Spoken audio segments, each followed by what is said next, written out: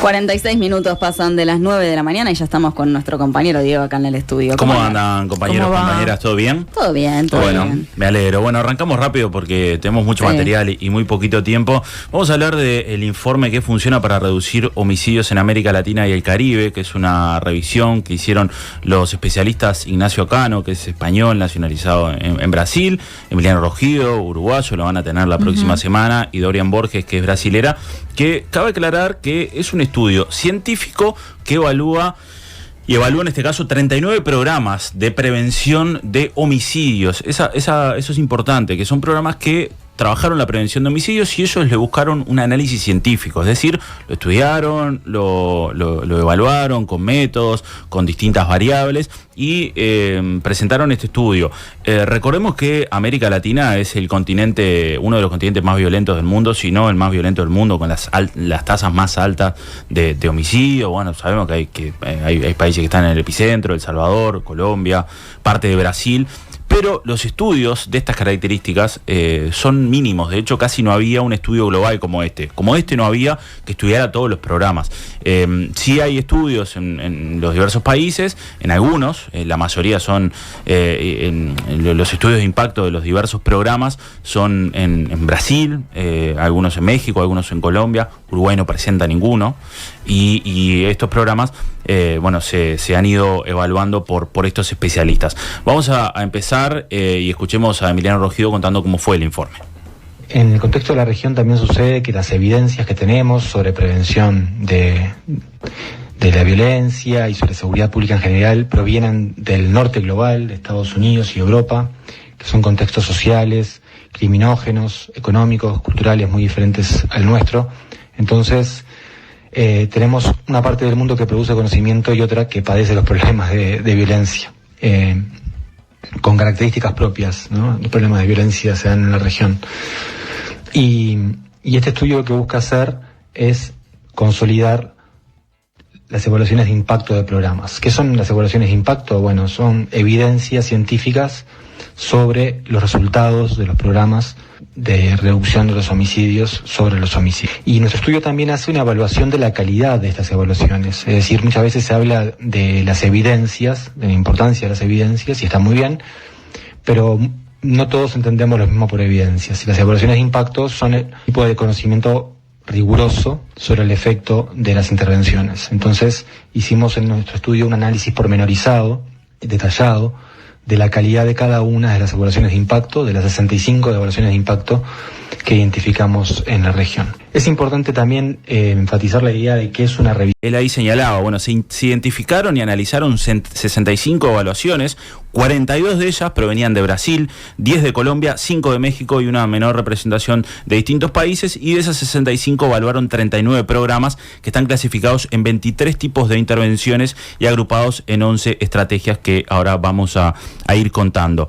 Los homicidios, aclara el informe, se deben evitar con políticas basadas en la evidencia científica, es decir, con programas formulados a partir de la información disponible sobre lo que funciona y lo que no, reduciendo la influencia de sesgos ideológicos, intereses corporativos y opiniones subjetivas, y eso se basan en una bibliografía, y al incorporar la evidencia científica en la toma de decisiones se desarrollan políticas más eficaces, lo que a su vez tiende a mejorar su legitimidad por parte de la ciudadanía. Esto de decir, intentemos cuando proponemos una medida, cuando queremos trabajar sobre este tema que es tan importante y es el más importante seguramente para la ciudadanía hoy, por lo menos en Uruguay, lamentablemente por las situaciones que vivimos, no decir, lo que a mí me parece, tenemos que hacer esto, lo otro, sin tener la evidencia científica como acá hicieron. Les voy a ir resumiendo brevemente qué cosas funcionan a partir de lo que ellos trabajaron, qué cosas son promisores, es decir, que resultados prometedores y que están bien, sin resultado concluyente no funcionan, y las que son contraproducentes. Y empecemos por las que funcionan, y hay 3, y está bueno meternos en la cabeza para poder trabajarlas después. Limitación al porte de armas, restricción a la venta de alcohol, patrullaje policial en áreas de alta incidencia de homicidios. Y voy a ir contando un poco de qué se tratan cada una de ellas para resumirlo. Limitación al porte de armas de fuego. Fueron identificadas 6 evaluaciones relativas a los programas implementados en ciudades salvadoreñas y sobre todo colombianas. Todas apuntan a algún resultado positivo en reducción de términos de homicidios, aunque el efecto no se dio en todos los lugares ni en todos los momentos, y se tuvieron en cuenta unas evaluaciones que se hicieron que la califican como un tipo de intervención que funciona. Y acá es importante señalar que Uruguay es un país que tiene por lo menos un montón de armamento, y es una situación que también es importante señalar. Restricción a la venta de alcohol. Fueron identificadas 7 evaluaciones, 5 correspondientes a restricciones del horario de venta de alcohol en los municipios del estado de San Pablo de Brasil y 2 correspondientes a una política similar en Bogotá y Cali, en Colombia. Por ejemplo, en Bogotá se denominó hora zanahoria. Todos los estudios realizados, hora zanahoria era que entre las 22 y las 6 a.m. en algunos lugares no se podrían vender alcohol, y todos los resultados realizados, por ejemplo, en San Pablo mostraron una reducción de los homicidios asociada a la restricción de la venta de alcohol, aunque no siempre en todos los municipios. Y tanto en Cali como en Bogotá, los datos relevaron que los horarios más restrictivos presentaban una reducción más intensa de la violencia en comparación con los más laxos, lo que constituye otra evidencia importante a favor de este tipo de programas. ¿Eso no se hizo acá? ¿El tema del horario del alcohol? Bueno, hay en algunos lugares, por ejemplo, comercios, estaciones de servicio, los que no están habilitados, después de las 22 no pueden vender alcohol. Exacto. Los que no están habilitados, pero claro, en algunos bares, etcétera, vos podés comprar alcohol. Lo que acá se intenta limitar es que vos compres alcohol y andes en la calle, etcétera. Después, patrullaje policial en áreas de alta incidencia de homicidios. Algo similar a lo que se hizo con el PADO acá en nuestro país. Se encontraron 5 evaluaciones relativas a las UPP en Río de Janeiro. Todas las evaluaciones encontraron un efecto muy significativo de reducción de los homicidios cometidos por la policía en el ejercicio de su función, y en relación con el total de homicidios, algunos registraron una reducción como consecuencia del programa, pero también señala que la mayoría de los modelos no alcanzó la significación estadística, sobre todo porque están abocados a una zona, y en suma este tipo de intervenciones parece funcionar, dice, al menos en lo relativo a disminuir las muertes provocadas por la policía, que en Río de Janeiro representa una proporción importante del total de homicidios, así que señalan que este programa funciona. Los promisorios, se los menciono, o los promisores, perdón. Limitación a la posesión de armas de fuego, que no es lo mismo al porte de armas, sino a la posesión de armas de fuego. El porte te permite andar con arma y llevarla a distintos lugares. La posesión, por lo menos que la tengas en tu casa. Es bueno recordar que acá hubo una flexibilización con el gobierno de Bolsonaro en Brasil, y de hecho se promovía hasta el uso de armas, ¿no? Leyes de violencia de género, femicidio, con también resultados promisores, estrategias generales de patrullaje policial, mejora en la investigación de los homicidios, mejora en los sistemas de información criminales, disuasión focalizada, y después habla de prevención social situacional, intervención policial intervención policial en áreas de alta incidencia de homicidios. Después, sin resultados concluyentes, creación de comisarías de violencia de género, prevención situacional, transferencia de renta, proceso penal acusatorio, encarcelamiento y endurecimiento penitenciario, otras intervenciones en la justicia criminal, creación de guardias municipales, creación de secretarías municipales de seguridad y creación de un canal de denuncia anónima. Todos estos sin resultados concluyentes. Y acá estos son importantes, los que no funcionan. Entrega voluntaria de armas. Y ahora vamos a mencionar un ejemplo, por ejemplo, que se hizo en Argentina. Prevención social para grupos vulnerables y los que son contraproducentes. Es decir, que generan el efecto contrario.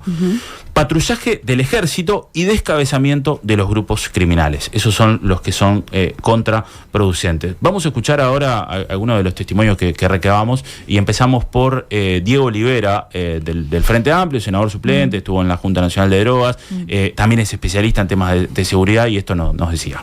aparecen asuntos como la limitación al porte de armas y un control fuerte al porte de armas, me refiero al tener un arma en el espacio público, en la vía pública.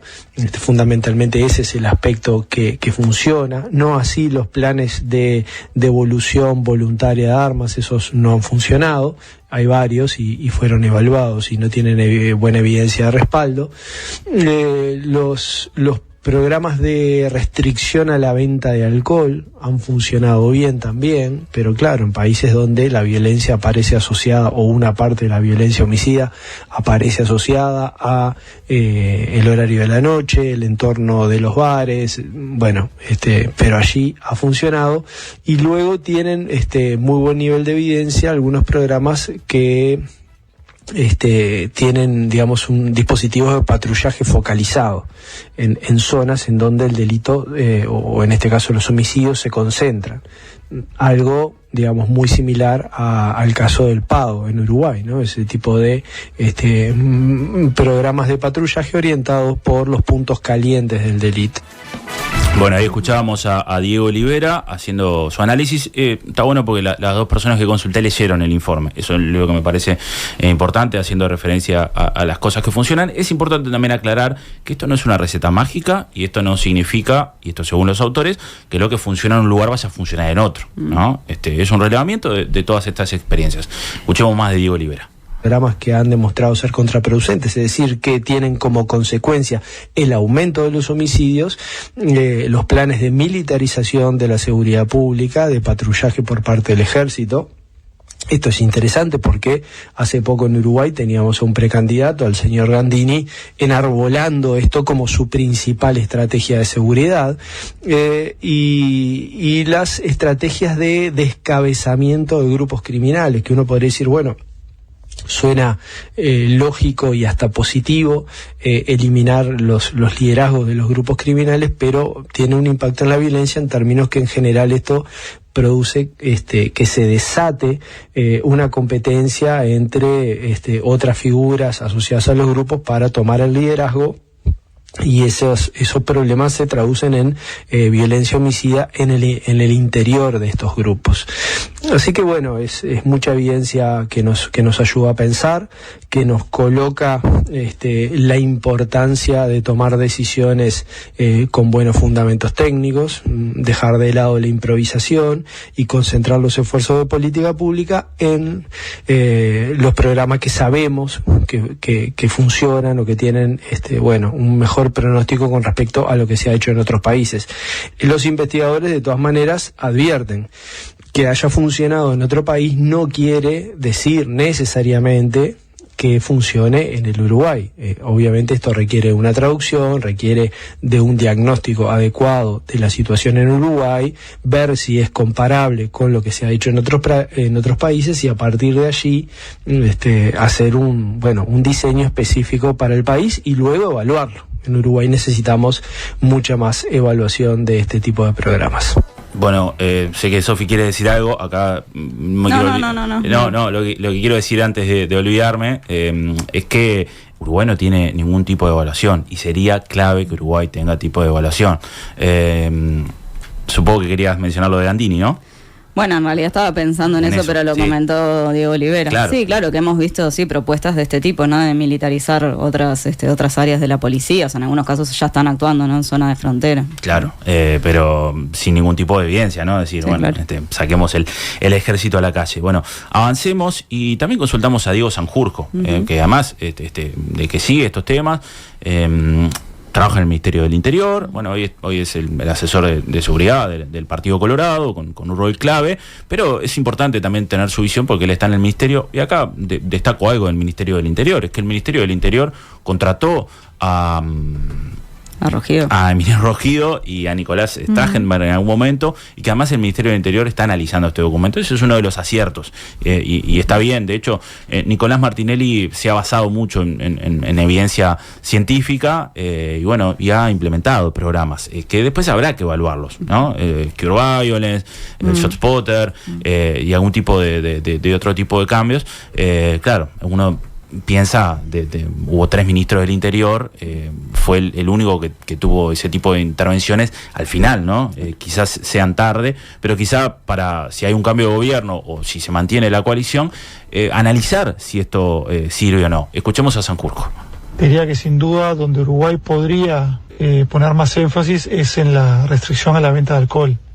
Y no es un tema menor, no es un tema nada menor, porque en Uruguay se han hecho encuestas a personas privadas de libertad donde los resultados indican que la mayoría de las personas privadas de libertad cometieron los delitos que los llevaron a prisión estando bajo los efectos de alguna droga. En la mayoría de los casos esa droga era el alcohol, ¿no? Uruguay tiene un problema enorme con el consumo problemático de alcohol, de lo que se habla muy poco, ¿no? Y en parte se habla muy poco porque la industria del alcohol, y bueno, es una industria bastante fuerte en Uruguay y trae también muchos beneficios al país, ¿no? Todo lo que tiene que ver quizá no con la restricción del consumo de alcohol, pero con la prevención del consumo problemático de alcohol, ahí es un área donde Uruguay tiene muchísimo camino por recorrer, ¿no? Sin duda alguna. Y luego, con relación a las medidas que el trabajo de estos investigadores define como contraproducente, yo estoy de acuerdo. Es decir, creo que el patrullaje por parte del ejército no es una buena idea. Yo lo he dicho públicamente varias veces. Nuestros soldados no están entrenados, capacitados, equipados ni armados para prevenir el delito en zonas urbanas.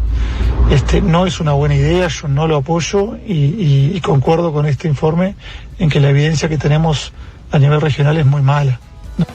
Bueno, interesante este punto de vista que plantea Sanjurjo, de que es cierto, Uruguay tiene un gran problema con el consumo justamente problemático de alcohol, valga la redundancia, y no hay política sobre este tema. Bueno, es una industria muy pesada, hay un lobby muy grande. A veces hacemos hincapié en otro tipo de aspectos o de drogas. De hecho, ahora en política hay un partido que está embanderado con, bueno, reduzcamos el consumo de marihuana. La marihuana no se tenía que haber legalizado o legalizado el mercado. Pero también nos olvidamos del alcohol y el alcohol señalaba que en una encuesta, en muchos de los casos donde delincuentes cometieron delitos estaban bajo efectos del alcohol. Otro punto que me parece interesante, que ahora lo vamos a escuchar de Diego Sanjurjo, es que claro, en estas medidas contraproducentes está el tema del descabezamiento de los grupos criminales. Pero claro, él dice, yo lo entiendo, pero cuando estás en el gobierno o cuando estás en el Ministerio del Interior, estos son aspectos que en realidad tenés que llevar adelante. Al menos esa es la aplicación que da Sanjurjo. Escuchémosla. Y luego lo que tiene que ver con el descabezamiento de los grupos criminales, lo he discutido con Emiliano Rogido, es que la consecuencia muchas veces es la que ellos dicen. Es decir, muchas veces descabezar a los grupos criminales trae consecuencias perjudiciales. ¿Está bien? Pero lo que el académico a lo mejor no prevé es que uno como gestor público no tiene otra opción. Es decir, yo no tengo desde el Ministerio del Interior otra opción que descabezar, si puedo, a quienes están al frente de los grupos criminales. No tengo otra opción porque la ley me mandata que lo tengo que hacer y está bien hacerlo. Entonces, yo desde el Ministerio del Interior tengo que atacar el delito en todos lados, ¿no? Y tengo que atacar al narcotráfico a todos los niveles. El narcomenudeo, el que está en el medio de la cadena y también el que está arriba del todo, ¿no? Entonces, tampoco tengo opción. Lamentablemente muchas cosas que a veces tenemos que hacer a la hora de cumplir la ley traen consecuencias no intencionadas que son perjudiciales, pero eso no implica que no lo tenga que hacer igual, ¿no? Y eso es un tema complejo. Quizá ahí la solución está en conocer cuáles son esas consecuencias para poder preverlas cuando uno descabeza este tipo de grupos criminales. Bien, y es por lo menos a tener en cuenta esta visión que tiene Diego Sanjurjo. Y ahí también hay que ver qué pasa en Uruguay, porque claro, los grupos criminales en Uruguay, los descabezamientos son grupos más pequeños. Entonces muchas veces puede tener resultado no contraproducente. Habrá que ver si positivo o no, porque es cierto que muchas veces se da un descabezamiento, pero familiares siguen en la lucha y siguen en las disputas territoriales, y eso también trae consecuencias. Pero es algo a estudiar. no podemos ser categóricos en esto.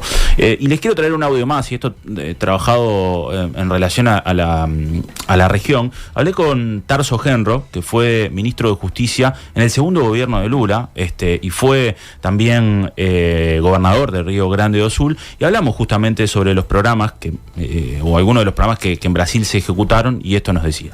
Foi a constituição dos chamados territórios de paz. O que era os territórios de paz naquela oportunidade? Era o seguinte: se destacavam as regiões em que o índice de homicídios e de violência e de criminalidade, principalmente entre os jovens, eram maiores do que a média do país, e ali nós alocávamos uma série de serviços públicos, esportivos, culturais, principalmente com a participação das mães da região, organizando toda a comunidade em torno de um novo modo de vida.